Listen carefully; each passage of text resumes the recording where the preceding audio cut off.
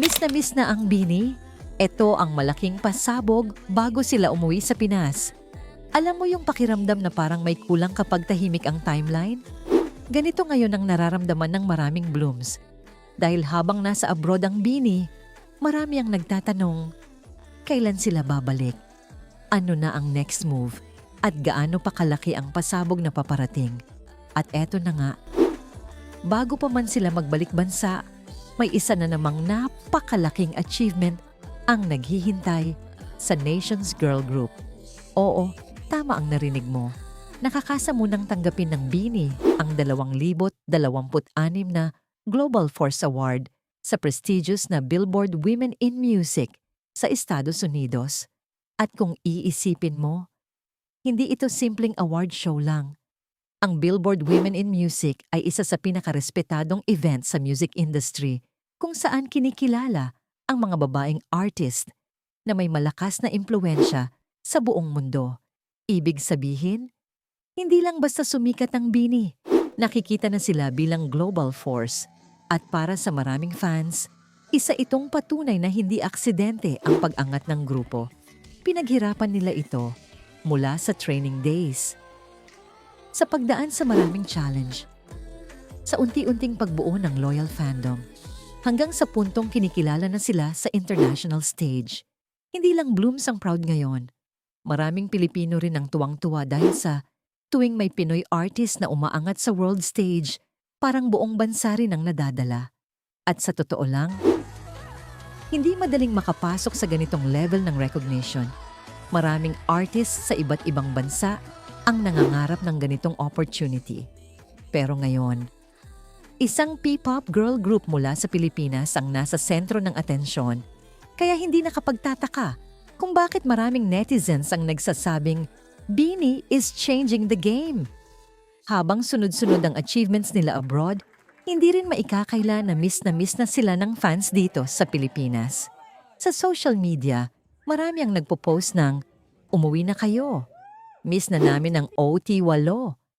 Kailan ulit local ganap? At sana may bagong content pagbalik.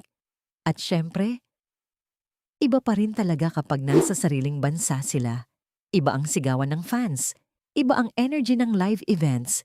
Iba ang saya kapag local appearances. Pero kung may dahilan man kung bakit matagal silang nasa labas ng bansa, mukhang sulit na sulit naman.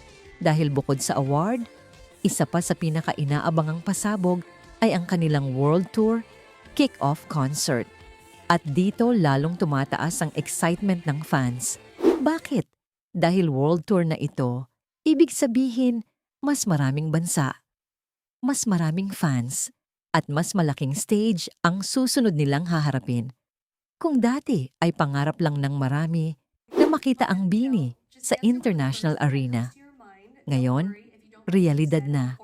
At para sa isang girl group na nagsimula sa pangarap at training, napakalaking milestone nito. Marami tuloy ang nagtatanong, may bagong setlist ba? May bagong performances? May unreleased surprises? May bagong visuals? May pasilip ba sa future projects? At kung kilala natin ang Bini, hindi sila basta aakyat sa stage ng walang bagong pasabog. Laging may bagong level, laging may bagong energy, laging may dahilan para pag-usapan sila online.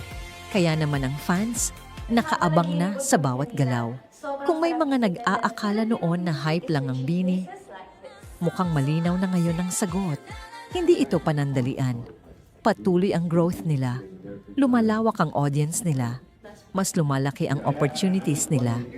At higit sa lahat, mas lalong tumitibay ang pangalan nila bilang isa sa pinakamalalaking girl groups ng kasalukuyang panahon. Kaya sa mga Blooms na miss na ang Bini, konting hintay na lang. Dahil bago sila tuluyang bumalik, siguradong may mga moments pa silang ibibigay na ikaka-proud ng lahat. At kapag nakauwi na sila, asahan mong mas malaki, mas matindi, at mas exciting ang susunod na kabanata. Mula Billboard recognition hanggang World Tour kick-off, talagang ibang level na ang Bini ngayon. Ikaw, gaano mo nakamiss ang Bini? Comment mo sa baba ang bias mo at ang mensahe mo para sa OT8.